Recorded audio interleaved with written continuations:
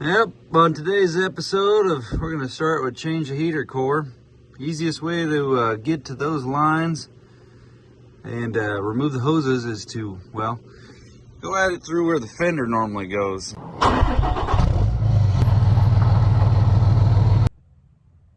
Well, I think we have all the parts now to put this old girl back together. I had a special delivery today. Cornell dropped these off. He's in the neighborhood. And, well, this is a fun build because we're not taking this thing strictly back to stock because some of the stock components were, yeah, they got issues. We'll just say that much. Compromise would be the word we're looking for. But we also had, opportunity to upgrade. Let's make it happen. Let me show you. What's kind of funny is there's actually already parts here for this truck. New dash bezel, new dash, whole thing. Yeah, don't worry about those seats. Hey, mouse. All right, I want to go through this mountain of parts real quick, mainly because I'm kind of excited. Normally, when I'm doing one of these builds, I just, when I think of a part, I go inside, order it at lunch or whatever, and they show up every couple of days or something. But he actually brought all these at once. This is our air conditioner hard line. I believe the one on the truck is still in good condition, but if we got a new one, we will more than likely just swap around. So let's see what all we got here. I know some of it got damaged in shipping, so we had to source some new stuff. Brand spanking new condenser right there. That one will definitely leave in the box. Some of them, how's this go back in there? Are you gonna? Okay. Leave that one in there, because that one we don't want to get hurt. This one, I'm guaranteeing you, is going to be yep. The seat cover is actually in great shape on the truck, but the cushion, yeah, it needs a little bit more support. So, snagged up a new one of those. That one out of the box, because we're not going to be able to hurt that. We got a dump run coming, so I want to get rid of as much junk as I can. Open that up, get rid of the box. Perfect. Set it over here with my other project truck spark stash. Factory fog light truck. Got a set of fogs right there. Those probably got a little bit of glass involved, so we'll leave those tidied up. The CarQuest. So the AC compressor probably still usable, but part of the front of it broke apart and wedged in there, and who knows? They might have crashed it with the air conditioner on, meaning that it could have, burned up the clutches. What do we got here? Oh, Sean. I wonder if this is that guy up north. I got a couple trucks for sale right now. Missed out on a deal. It's a salvage title, kind of like this, but shoot, we probably should have bought it. Didn't even think about it. The guy sold it to a salvage yard for $6,500. Can't believe that. 6-speed, leather interior kind of a truck also. So we missed out on a good one there. Yeah, I was like, it's got check engine light. Well, that could be fixed. Oh, what do we got here? Headlights. Hello. We'll take those out of the box. That would be hard to hurt those. We got these nice cages on them. Alright, more CarQuest stuff. I'm going to bet this is the dryer for the air conditioner. Yep. Still got the caps on it. Good. You don't want that to be exposed to the elements. Start sucking moisture out of the air and blah, blah, blah, blah, blah. So we don't need the box for this either. What am I doing? Let's just open them up. These hopefully are going to be all going on the truck within the next day. A lot of this stuff is easy to install. Amazon. I got no guesses on this one. The thing about Amazon is they quick, cheap, easy, but they just don't care about the environment on the boxes, man. They'll put a $200 bill and they'll put it in a $15 box. Heater core. Forgot I had to do that. Son of a gun. Oh, you gotta be kidding me. It's got a little dent in it.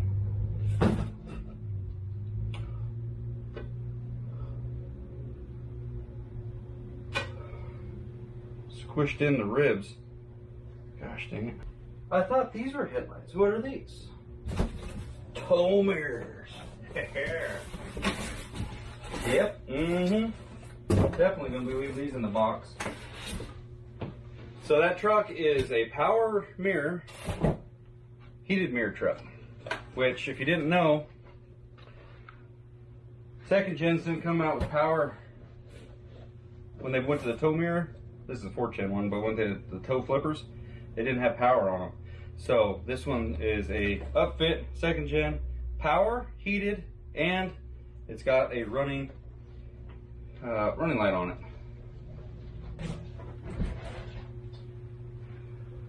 That's mine. Turbo. Let's go ahead and crack this bad girl open right now. Some of these items, yeah, you can source, get them cheap, like this. Pretty much across the board, any of the factory replacement ones, they're not really that expensive. Broken in half, so yeah. We're gonna go put this on the truck. I'm gonna set it out here ready. One thing I forgot to add was fan belt, track bar, and radiator hoses. This is the bezel for the gauge cluster. This is the brand new dash. 4th gen steering component up there, 09 plus. On the late 2nd gen stuff, that does bolt right up, so it's pretty badass. And then this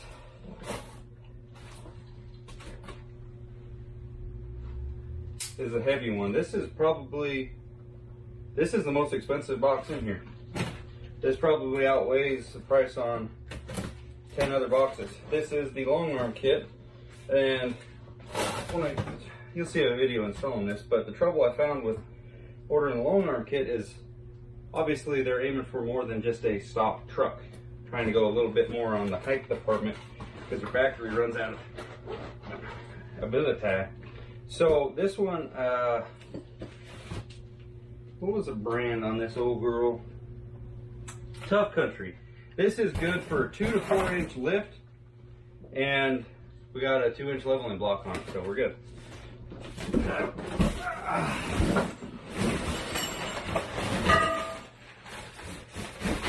And if I remember correctly, this is a bolt-on kit.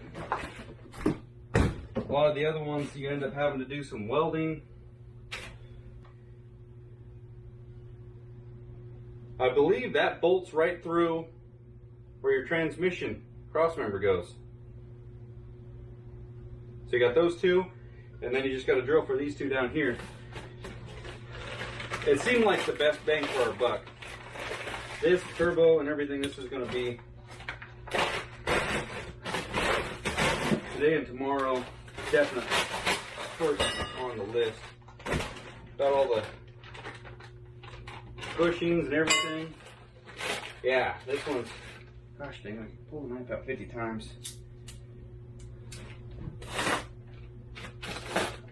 Leatherman's nice for everything, but just for pulling the knife out, it takes a little bit longer than pulling the knife out. Shit.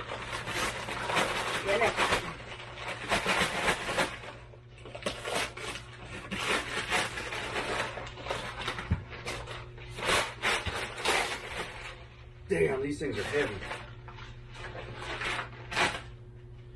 Yeah, those are extremely stout.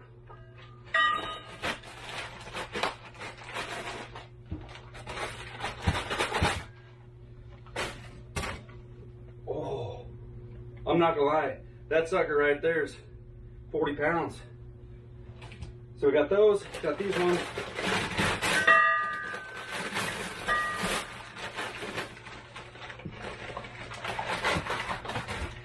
It's a one-arm system to go the length, and then you got this. I believe now, that's wrong. These are the, there we go.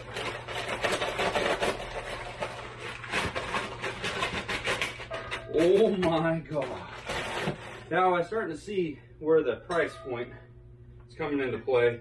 That thing is something girthy, like something to pull a Titanic around. That goes in the other one. We want these guys here.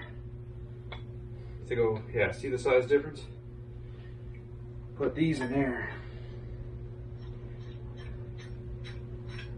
Fine thread, real nice stuff. Okay, we got our work cut out for us big time right now. Let's get some of this cardboard cleaned up.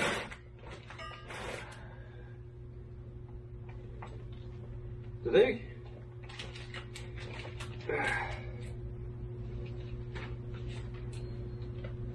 Some stickers. That's nice. Oh, we got printed instructions. Did I speak too soon? Gosh, that is rare. Love it. Yep, you just drill through the cross member.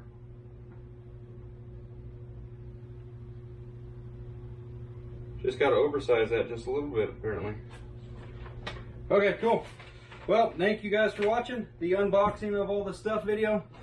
Let's look and get this, just so you guys can see what we're working with.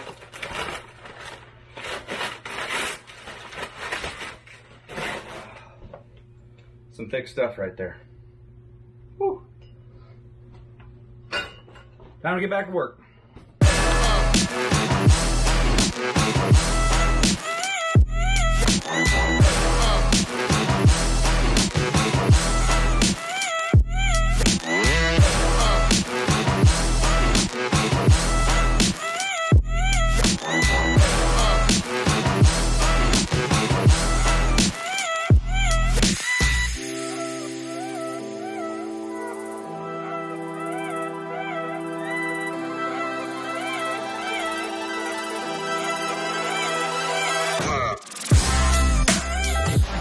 I looked all over the place trying to find some nuts and hardware in the bed and stuff. Put this turbo on. You need two 10mm down there. You need a couple stud nuts up there. Well, you need two studs and then two, well, nuts are nuts, but whatever. They're all right here. Same thing with the exhaust bolts. They were all literally right there on the top. Right where somebody left them, right if they took them off. And what's funny about this is the truck actually was on a trailer for like an hour. Well, that's not coming off the way we want it to. So, brand new turbo. Let's hydrate it first before anything gets out of line.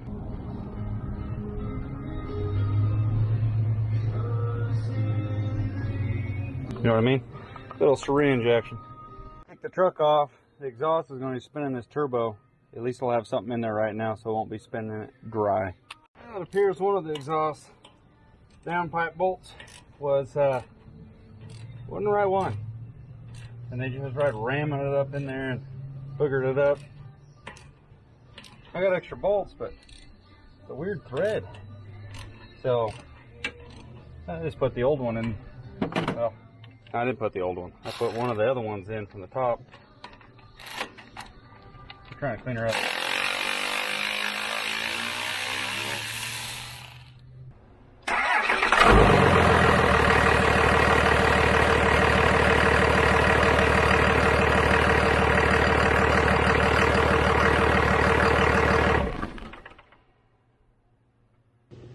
Yep, on today's episode we're going to start with change the heater core. Easiest way to get to those lines and remove the hoses is to, well, go at it through where the fender normally goes and just crush those things, because no matter what you do and put pliers on them, they're just going to wrinkle in. This is a preventative ordeal since we're putting a new dash on the top.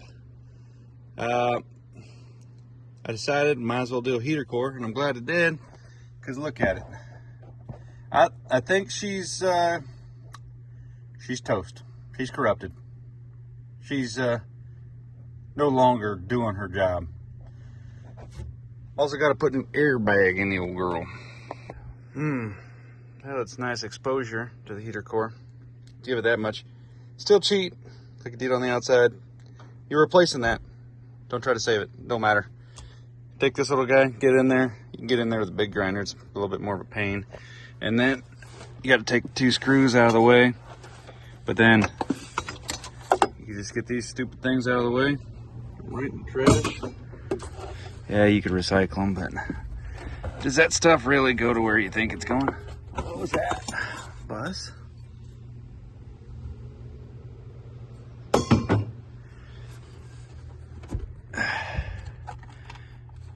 Let's see how bad this sucker is leaking. Look at this, is all parts of the dash. Good Lord. That thing was in bad shape, top, bottom, left, and right. Holy crap. So not only was this thing making the cab smell just absolutely terrible, but it appears that it's leaking so bad that it was just going to be fogging up the window anytime you tried to use it. You know, opposite of what you're trying to get out of it. Judging by how bad that was leaking, you would almost assume that they would just put water in it. Stinky. All right, now we gotta get back in there and clean that out a little bit. Normally, these are completely full of dirt. There's a little bit right there. That putty dog right there, you don't like the vacuum.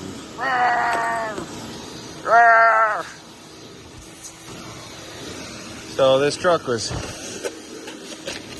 pretty well taken care of. Vacuum up parts of the dash that broke when they crashed.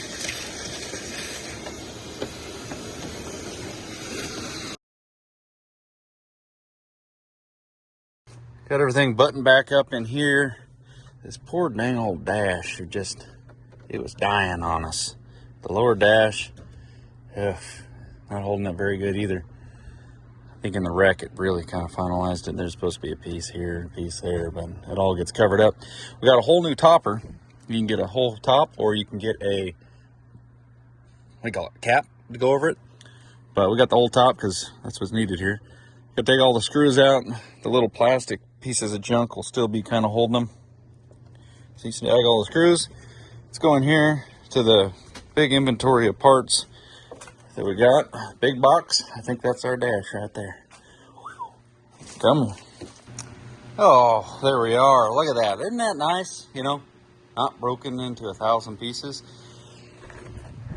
Not sure what Dodge used back in the day for their dashes, but it was biodegradable. Need to take out a couple more of these screws. Look like all those will be interference. So we got ding, ding, ding, ding. Got to get those out of the way. And then I think we're ready to stab this sucker onto the top. Yeah, because I need the dash on there so I can put the pillar gauge on, so it's not in a spot that's going to interfere with the dash. You know what I mean? It's a, you know, we got steps. Well, she's all installed. I'm not gonna lie, that's time consuming, stressful, and well, you're replacing that, but the bottom part, that's expensive, and those are hard to find. So just don't break nothing. And this one, you don't want to skip any steps, so I got to put this thing underneath there. Double-sided sticky on there. It's got these little shark fins upside down underneath there that, you see them? These hook onto, but they don't quite hold it. I'm not going to skip out on steps like this, regardless if it's customer truck or a personal build or a flip rig. Don't skip stuff. Make it happen. It doesn't really do much, but it's in there. Not that this matters in the slightest bit at all, but for the safety and concern of somebody that I don't know who, we're going to go ahead and go extra effort to make sure this thing is legit. And how we're going to do that. This core support is actually off of a 97 leather seat 5-speed 12 valve. Data tag, field sheet, the whole nine right there, VIN. We're going to take that off, and we're going to put the one that goes to this truck back on this truck. Why am I going to do that? It doesn't matter. It's got VIN tags on the dash. That's where you're at. But we got the stuff. Let's just make it happen, Captain, because why not? I think it's kind of cool to go this little extra step. Stupid numbers someday based on little stuff like this. These things don't really matter. That thing will matter. And same thing with that truck that I have down there. Even though I parted it all the way pretty much out, 5-speed data tag, 12 valve with leather seats. In my opinion, I think that's a rare truck. So I want to keep this with the VIN and everything to the cab, just in case someday, even though it's got a salvage, we might make something of it.